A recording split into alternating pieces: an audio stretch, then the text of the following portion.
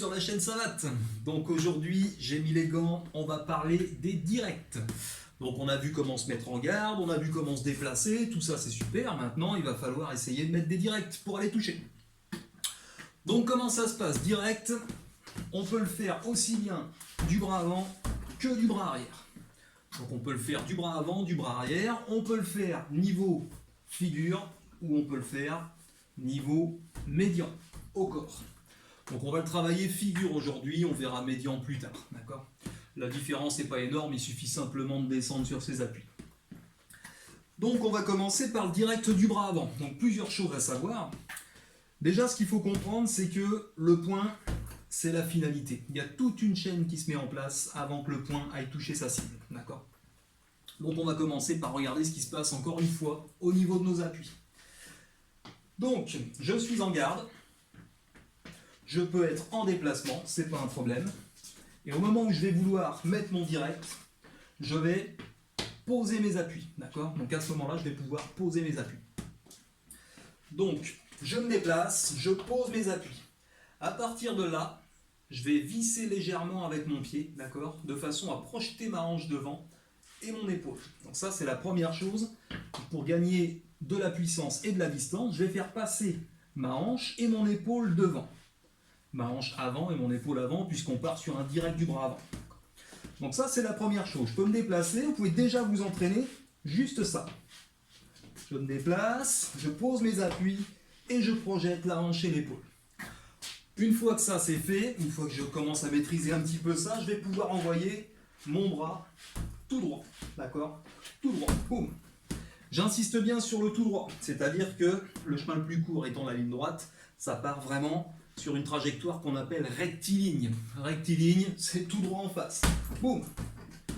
Une fois que j'ai touché, je reviens en garde aussi vite que je suis parti et sur exactement la même trajectoire. Un gros défaut qu'on voit souvent chez les débutants notamment, c'est de venir toucher ici et de redescendre, ce que j'appelle la locomotive, et de redescendre pour revenir en garde. D'accord? Ça fait un petit peu comme une locomotive. Donc ça c'est pas bon. D'accord, donc j'envoie et je reviens exactement sur la même trajectoire. Autre élément important, le coude. Le coude, très souvent, on voit le coude qui se lève et le poing qui part. Ça, c'est absolument pas bon parce qu'on se découvre. Et en plus, au niveau de la trajectoire, on n'est pas optimum. D'accord?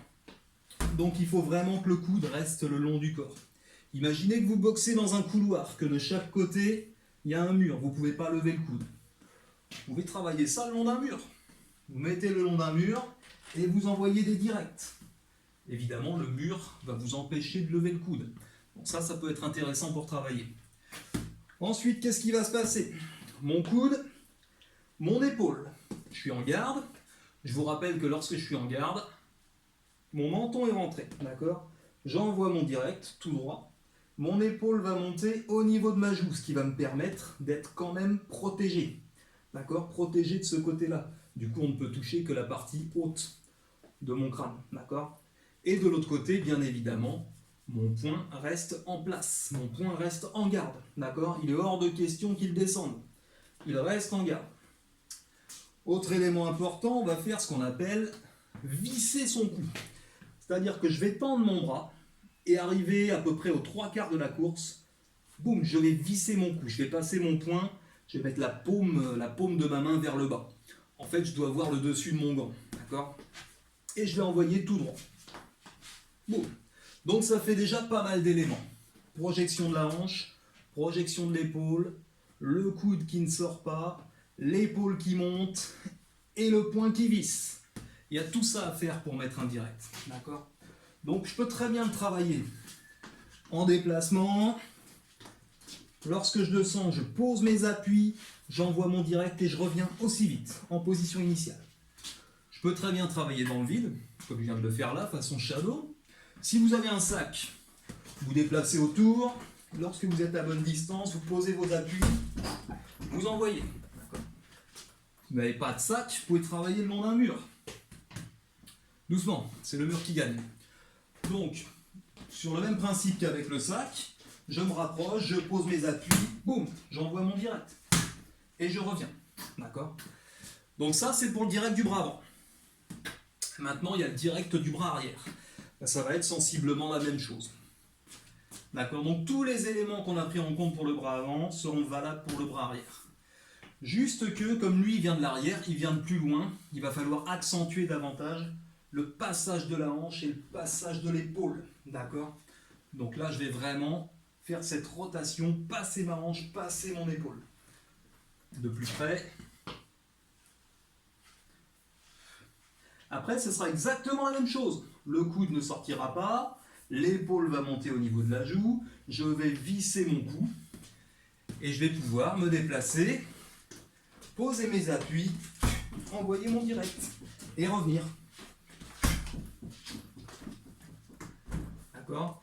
Et à partir de là, vous allez pouvoir commencer à composer un petit peu, vous déplacer et envoyer. Un direct avant, bien ramené, un direct arrière. Soit façon shadow, comme je vous l'ai dit, soit au sac.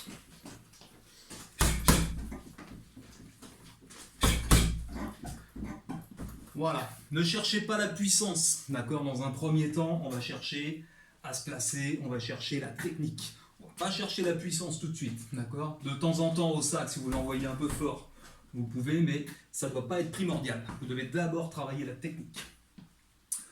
Donc voilà pour les directs, je pense que je ne vais pas m'attarder davantage, on y reviendra, on construira des petites attaques avec ça, on mettra ensuite du pied, on mélangera tout ça pour pouvoir commencer à boxer.